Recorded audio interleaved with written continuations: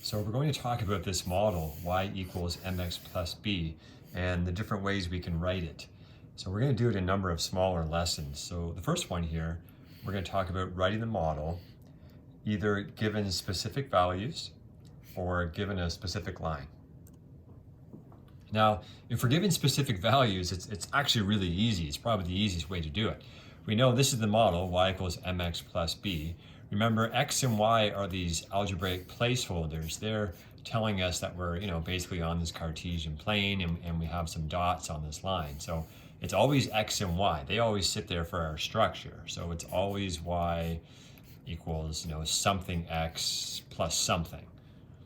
The only question is, what's the m, what's the slope, and what's the b? Well, in this case, you're just literally told the numbers. You're told the slope is 4, so that would be 4, and you're told the b is -2.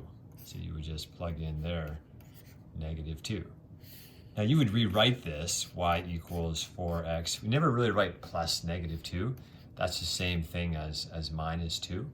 So we write like this, y equals 4x minus 2. Now, even though the basic model is y equals mx plus b plus, it's okay to have a minus in there as well. It's just a general case of plus, but obviously you can have a subtract in there, and that's totally fine. So really, given any values, we can do it. I could say, okay, m is 5 and b is 1. We would write, okay, y equals 5x plus 1. That's it. I could say m is -3/4 and b is 2. I would write, okay, y equals -3/4 x plus 2, and so on. So that's the first way we see it. It's pretty straightforward. I don't see it a lot, but it's a good place to start. That's the easiest way to write the model. Probably the next easiest way to write the model is given the actual line itself. So we see a picture of the line and we say, well, let's write the equation. So we always start with that general model, y equals mx plus b. And we say, well, there's the x and there's the y. So, there's the x and the y in our model, of course. So we have to figure out what m is in this case, and we have to figure out what b is in this case. And the easiest one, I think, to go for first is the b.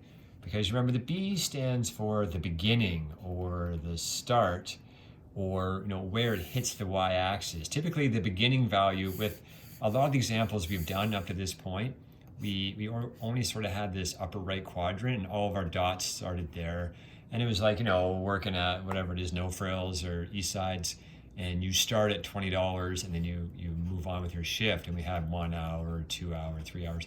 We didn't really have like -1 hour or -2 hours. Never came back over to this side of the plane. But mathematically, technically, the line kind of does continue over there. So even though, our b is where we say it's the beginning, our b is really where it hits the y-axis. Okay, it's where it crosses this y-axis. That's the b value.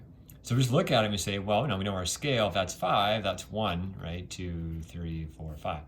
So that point was just 0, 1. That's hitting the y-axis at 1. So my equation would be y equals mx plus 1. I'm halfway home just by looking at where it hits the y-axis. Now the next question is, okay, what's m? What's my slope? And we know that slope, we've seen this before, slope is basically just a calculation of rise over run. So what I'm going to do is I'm going to pick this dot here, and I'm basically just going to dot my way up, and then I'm going to dot my way over to there and sort of impose my little right triangle there and say, okay, if I started at 3 and I ended up here at 5, I went up 2 units. And then I look here, if I'm at, this is 1, that's 2 there, so 1, and I end up over here at 2, I've gone over 1 unit. So my rise over run, my rise is the 2, and my run is the 1. So I would write y equals, 2 over 1, so my slope, x plus 1. Now really we don't write a lot of denominators in with these, so I would just write this as y equals 2x plus 1. That would be my equation.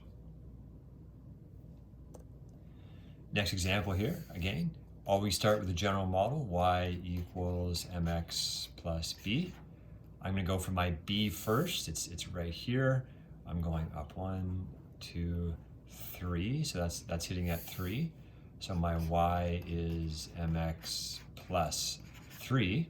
Got it, halfway there. Another question is, well, what's the slope? Well, since I'm here at 3, I'm just going to draw my, sort of impose my right triangle like this, just to figure out my proper steps. Let's kind of sketch that in. That's my right. And I say, well, how far have I gone down here? If I'm here, I've gone down 1, 2, 3, 4. So if I head down 4, that's negative 4. And then here I go over 1, 2, 3, 4, 5. I've gone over 5, that's plus 5. So I remember my slope is rise over run. And now in this case, my rise is a negative 4, and that's okay. Say I'm technically have risen negative 4, so I've dropped down 4 units, and the run was 5. So that would be my slope. Say, okay, y equals negative 4 over 5x plus 3. That would be my equation. Okay, last one.